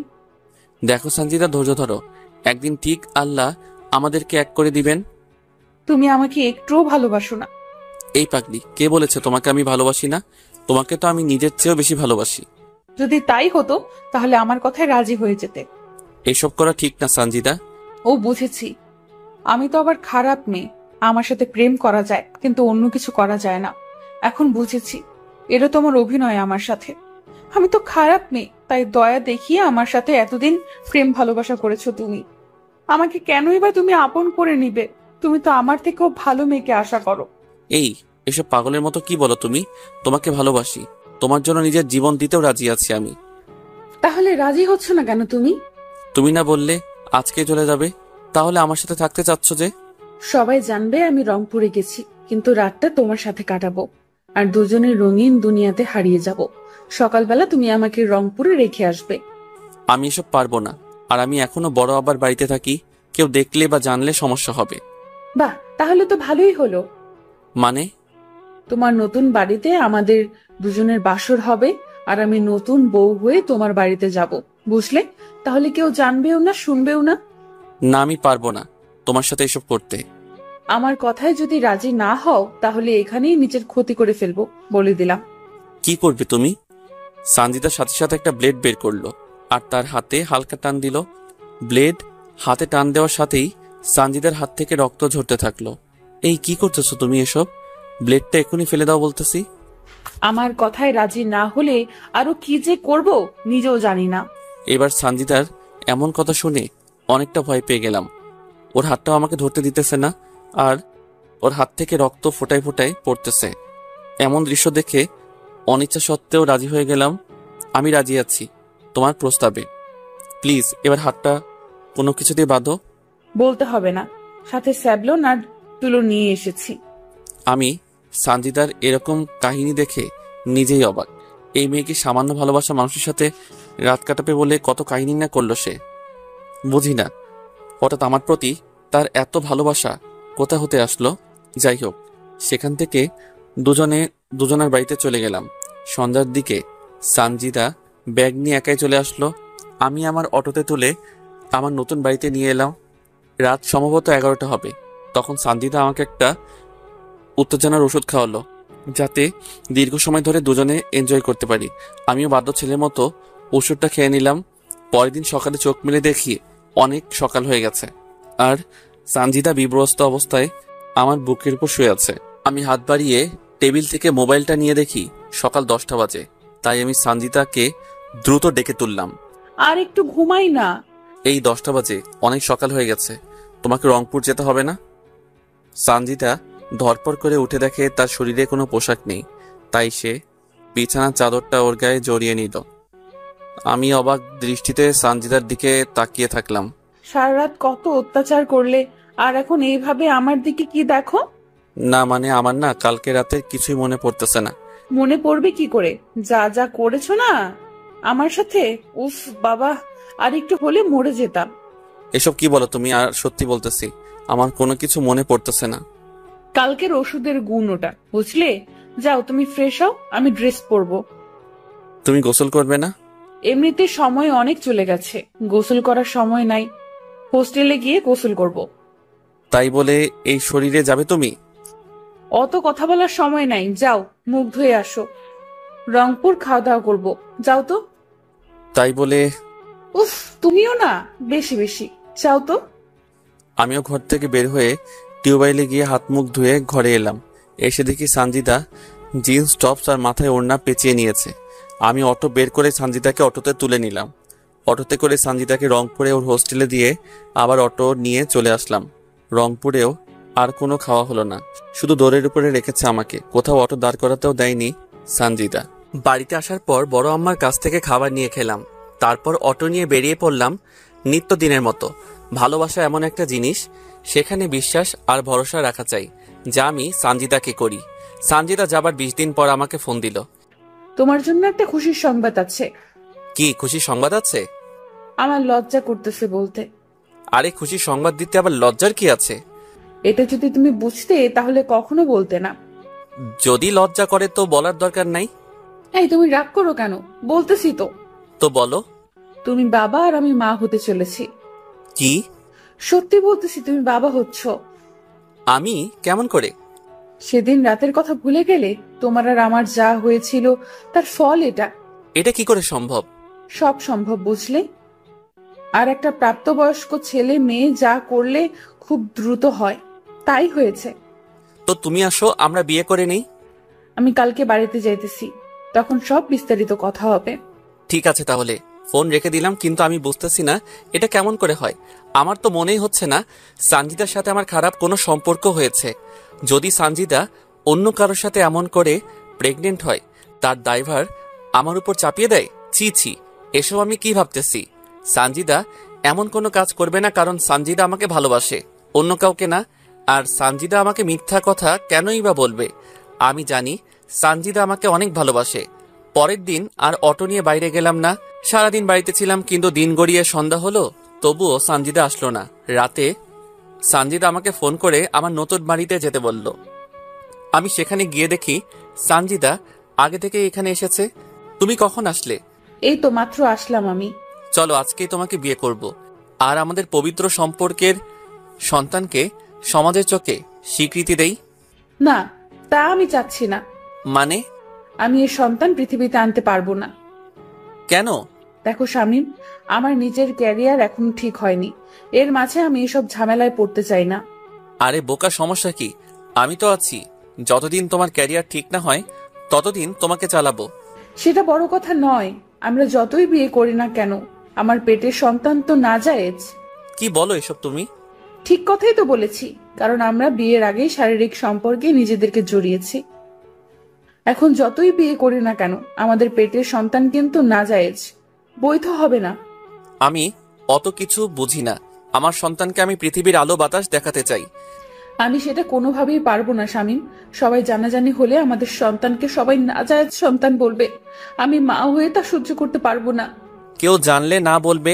এখন তো মানুষ বিয়ের বছরের মধ্যেই বাবা মা হয়ে যায়, আর আমাদের না হয় তাই হবে। সমস্যা কি? তুমি বুঝতে পারতেছো না, আমার বন্ধু বান্ধবী ওরা কি ভাববে, আমার মেডিকেল টিচার ওনারা কি ভাববে, আমার পরিবার। বোঝার চেষ্টা করতেছো না কেন তুমি? তো এখন কি করতে চাও তুমি? অ্যাবর্শন করতে চাই আমি। এটা করা কি ঠিক হবে? একটা নিষ্পাপ শিশুকে মেরে ফেলবে, যে কিনা এখনো পৃথিবীর আলো বাতাস দেখলো না। তুমি যদি মেয়ে হতে তাহলে বুঝতে কেন এমন কঠোর সিদ্ধান্ত নিতেছি। আমারও তো ইচ্ছে করে আমার সন্তান বেঁচে থাকুক, কিন্তু ঠিক আছে, যা করলে তোমার ভালো হয় তাই করিও। কিন্তু একটা সমস্যা হয়ে গেছে। কি সমস্যা? আমার কাছে কোনো টাকা নাই, কিভাবে অ্যাবর্শন করাবো?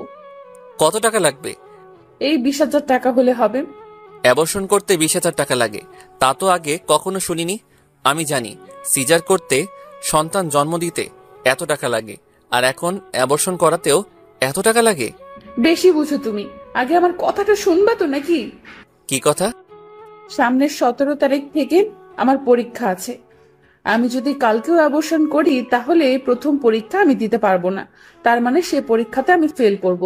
তাই ফেল যেন না আসে, তাই টাকা চাচ্ছি যাতে পাশ করতে পারি আর ডাক্তার হতে পারি। তোমাকে যেন আর কোনো কষ্ট করা না লাগে, আমিও তোমাকে দ্রুত বিয়ে করে সংসার করতে পারি।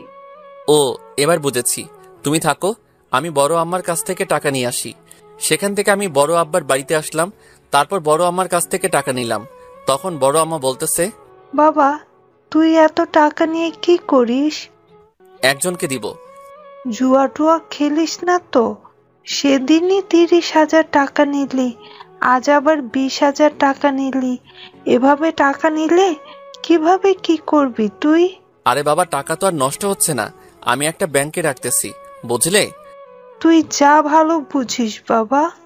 বড় আমার কাছ থেকে টাকা নিয়ে এসে সানজিদার হাতে দিলাম। তারপর সানজিদা সেই রাতেই আবার চলে গেল। সে নাকি কাল সকালে অ্যাবর্শন করবে। আমি যেন তাকে 3 দিন ফোন না দেই, সে নাকি সেই সময় খুব অসুস্থ থাকবে।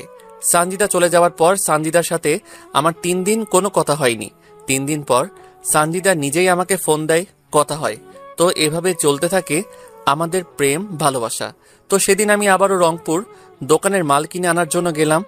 আসার পথে চিন্তা করলাম সানজিদার সাথে একটু দেখা করে আসি, তাই তার কলেজ ক্যাম্পাসে চলে গেলাম। গিয়ে দেখি সানজিদা আজ শাড়ি পরে এসেছে, সাথে তার আরও 2টা বান্ধবীও। আমাকে দেখা মাত্র সানজিদা ওর বন্ধু বান্ধবীর কাছ থেকে আমার কাছে আসলো। হঠাৎ তুমি এখানে কিসের জন্য এসেছো? না মানে, রংপুর এসেছে একজনের দোকানের মাল কিনতে, তাই ভাবলাম তোমার সাথে একটু দেখা করে যাই। ভালো করেছো। তোমার ক্লাস নাই, আর এরকম সেজে কলেজে এসেছো কেন? ক্লাস শেষ করেছি আর বন্ধুরা সহ একটা পার্টিতে যাব একটু পরে। পড়াশোনা বাদ দিয়ে পার্টিতে কি তোমার? আরে বাবা, এটা কোনো বাজে পার্টি না, আমাদের এক বান্ধবীর বিয়ের রিসেপশনের পার্টিতে যাচ্ছি, বুঝলে? ও, এবার বুঝেছি। আমাকে কি বিশ্বাস হয় না? কি যে বলো না তুমি, তোমাকে আমার বিশ্বাস হবে না? তাহলে এভাবে বলো কেন? আর এভাবে বলবো না। আমাদের কথা শেষ হয়নি, একটা ছেলে বাইক নিয়ে সরাসরি আমাদের কাছে আসলো আর এসে সানজিদাকে বলল তার বাইকে উঠতে। ছেলেটা দেখতে অনেক সুন্দর আর হ্যান্ডসাম, ড্রেস আপও বড় লোক বাবার ছেলের মতো। যে কোনো মেয়ে তার প্রেমে পড়তে বাধ্য হবে। আর তার কথা বলার ধরন দেখলে মনে হবে যেন তার কথায় মিষ্টি মিশানো।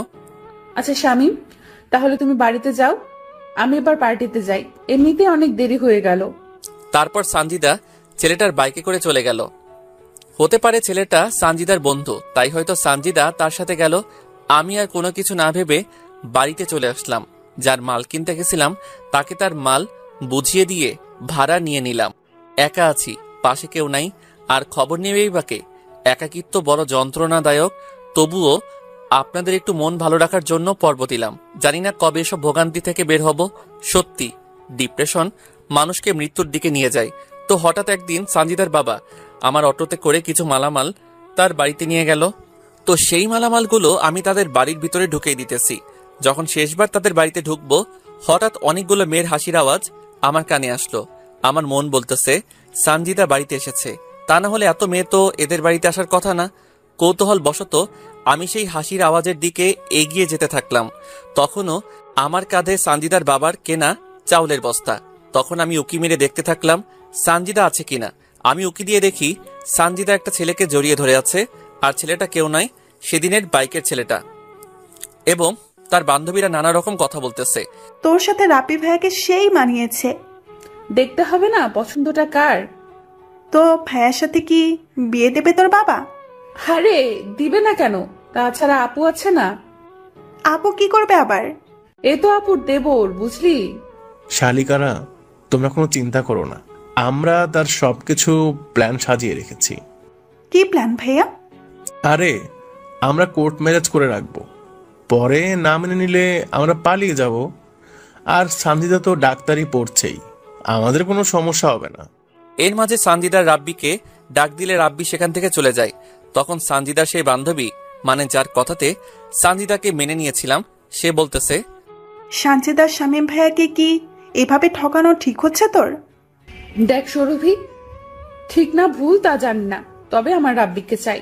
তাছাড়া আদ্রিয়ান আমাকে ধোকা দেওয়ার পর এই রাব্বি আমাকে সঙ্গ দিয়েছে। আর শামীম ভাই? ওটা ছিল মাত্র একটা সাপোর্ট। কারণটা হলো আদ্রিয়ানের সাথে আমার ফোনে ঘন্টার পর ঘন্টা কথা বলার অভ্যাস ছিল, তাই সেই ঘাটতিটা শামীমকে দিয়ে পূরণ করেছি। তাহলে শামীমের কাছ থেকে যে টাকাগুলো নিতি? বাবা যে টাকাগুলো দিত বন্ধু বান্ধবীদের সাথে ঘুরে ফিরে করে পার্টি করা ইত্যাদি করতেই শেষ হয়ে যায়, তাই তো ওই বলদটাকে ব্যবহার করেছি। তবে বলদটার টাকা দিয়ে আমার অনেক উপকার হয়েছে। মানে? দেখ, তোরা তো আমার বান্ধবী, আর তোরা তো আমার সব কথাই জানিস, তাই এসবও জেনে রাখ। শামীমের টাকা দিয়ে আমি পড়াশোনা যা লাগে তা ব্যবহার করছি, আর রাব্বির সাথে রুম ডেট করতে ব্যয় করছি। তবে রাব্বিও আমাকে টাকা দেয়, কিন্তু তেমন দিতে পারে না, কারণ সেও পড়াশোনা করে। তখন তার একটা বান্ধবী বলতেছে, কিভাবে প্রেগনেন্ট হলি, কিভাবে শামীমের কাছ থেকে টাকা নিলি, অ্যাবর্শন করালি, তা খুলে বল। কি তুই আবারও প্রেগনেন্ট হয়েছিলি? চুপ, আসতে বল, কেউ শুনতে পারবে। তাহলে এবার রাব্বির সাথেও রুম ডেট করে তুই প্রেগনেন্ট হয়েছিলি? হ্যাঁ, হয়েছিলাম। যদি আদ্রিয়ানের মতো রাব্বিও তোকে ছেড়ে চলে যায়? যাবে না, কারণ সে আমাকে আদ্রিয়ানের মতো ভালোবাসে না, বুঝলি? আর আমরা কয়েকদিনের মধ্যেই বিয়ে করতেছি, কোর্টের মাধ্যমে। আমি সানজিদার কথা শুনে নিজেকে বিশ্বাস করতে পারতেছি না। আমি কাকে বিশ্বাস করেছি? কোনো শত্রু তো এমন বেইমানি করে না, আর তাকে তো কোনো স্বার্থে ভালোবাসি নাই আমি। তখন আবারও বলা শুরু করলো, তো কি এসব করলি তুই বলতো? আদ্রিয়ান যখন আমাকে ধোকা দিল তখন আমি অনেকটা আপসেট হয়ে পড়ি। আমার হাতে তেমন টাকা বা অন্য কেউ ছিল না, আর আমি তখন শামীমের সাথে সব যোগাযোগ বন্ধ করে দেই। তারপর কি হলো? তোদের সামনে সুইসাইডের নাটক করি, যাতে তোরা আমাকে আবারও শামীমের কাছে অবধি পৌঁছে দিতে পারিস। তাই তুই আমাদেরকে ব্যবহার করলি? ঠিক তাই। তারপর কি কি করলি তুই? তারপর তো শামীমকে রাজি করালাম।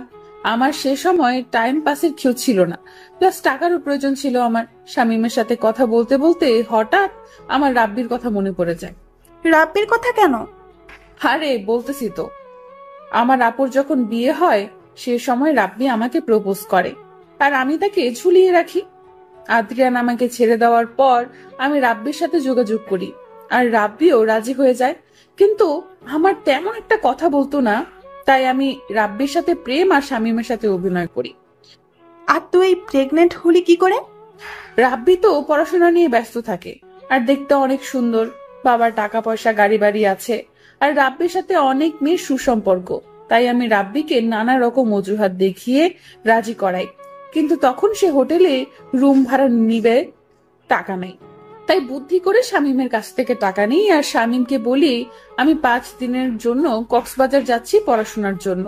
সেখানে গিয়ে আমি আর রাব্বি রুম ডেট করি, আর আমাদের সেই সময়কার কিছু ভিডিও আর পিক তুলে রাখি, যাতে রাব্বি আমাকে ছেড়ে না যায়।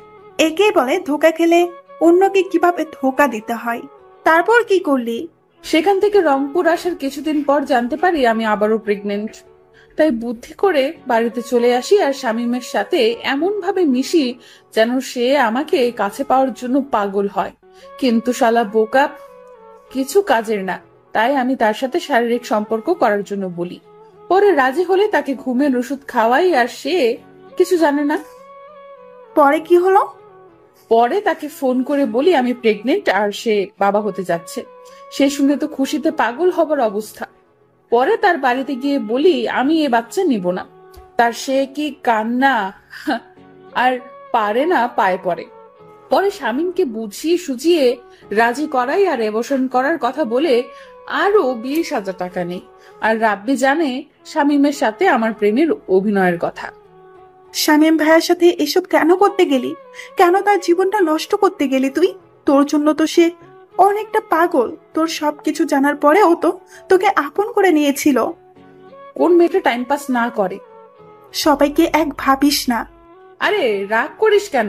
সবার কথা তো বলি নাই, এমন অনেকে আছে যারা টাইম পাস করে। আমিও নিজেকে ভালো রাখার জন্য শামীমকে ব্যবহার করেছি। একটা বিষয় বুঝলাম না, শামীম ভাইয়ের সাথে তোর কিভাবে পরিচয় হলো? দুজনে একসাথে একই স্কুলে কলেজে পড়েছি, সেখান থেকে পরিচয়। সত্যি বলতে তার সাথে কোনো সম্পর্ক করার ইচ্ছা ছিল না। তাহলে?